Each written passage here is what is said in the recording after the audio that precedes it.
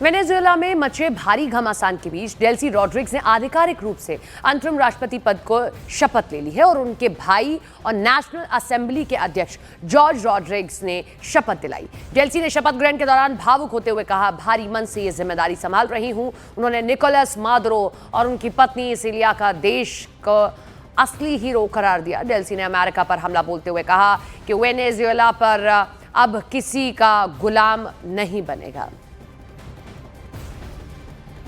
तो अंतरिम राष्ट्रपति बनाई गई हैं डेल्सी रॉड्रिग्स। इससे पहले वो उपराष्ट्रपति जी जब मादुरो वहां की कमान संभाल रहे थे, लेकिन जिस तरीके से मादुरो की गिरफ्तारी डोनाल्ड ट्रंप की ओर से करवाई गई, यूएसए ने आकर घर से ही ये गिरफ्तारी की, उस पर रॉड्रिग्स ने जिम्मेदारी संभाली और एक बड़ी चेतावनी भी कहीं ना कहीं दे दी है ट्रंप को। वो अपने भाषण में कहती हैं कि भारी मन से जिम्मेदारी संभाल रही हूं, लेकिन अब मैं ये आपको सुनिश्चित कराती हूं कि वेनेजुएला किसी का गुलाम नहीं बनेगा।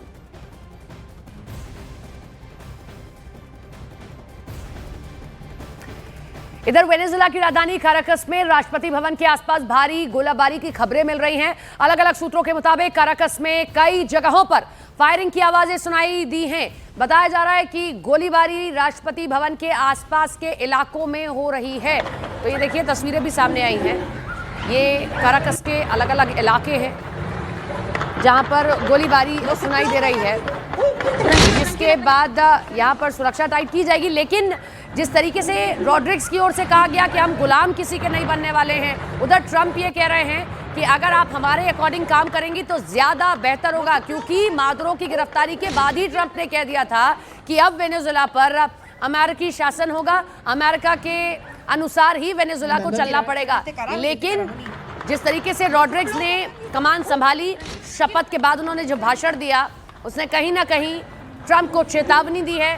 काराकस में होती ये गोलीबारी किस ओर आखिर इशारा कर रही है? क्या ये अमेरिका की ओर से कराई जा रही है? क्या अमेरिका इससे आगे भी जाएगा? इससे आगे भी यहाँ पर कुछ और कार्रवाई देखने को मिलेगी, क्योंकि ट्रंप पूरी तरीके से मूड में दिखाई दे रहे हैं कि वो वेनेजुएला पर किस तरीके से अमेरिकी शासन करे। और जैसे ही मादुरो की गिरफ्तारी की है, उसके बाद से ही ट्रंप लगातार यही बात दोहरा रहे हैं। न्यूयॉर्क की अदालत में पेश हुए निकोलस मादुरो ने खुद को बेगुनाह बताया। सोमवार को उन्होंने जज के सामने दावा किया कि वो अब भी वेनेजुएला के राष्ट्रपति हैं। मादुरो के वकील ने साफ किया कि वो फिलहाल जमानत की कोई मांग नहीं कर रहे हैं। मादुरो और उनकी पत्नी सिलिया फ्लोरेस जेल की वर्दी और बेड़ियों में नजर आए हैं। दोनों ने नार्को टेररिज्म और ड्रग्स तस्करी के सभी 4 आरोपों को सिरे से खारिज कर दिया। कोर्टरूम में मादुरो काफी आक्रामक दिखे, कहा कि मुझे काराकस में मेरे घर से अगवा किया गया। जज ने कहा कि मामले की अगली सुनवाई अब 17 मार्च को होगी। सुनवाई के बाद दोनों को दोबारा कड़ी सुरक्षा में जेल भेज दिया गया। अमेरिकी सेना ने 3 जनवरी को ऑपरेशन एब्सोल्यूट रिजॉल्व के तहत उन्हें काराकस से पकड़ा था।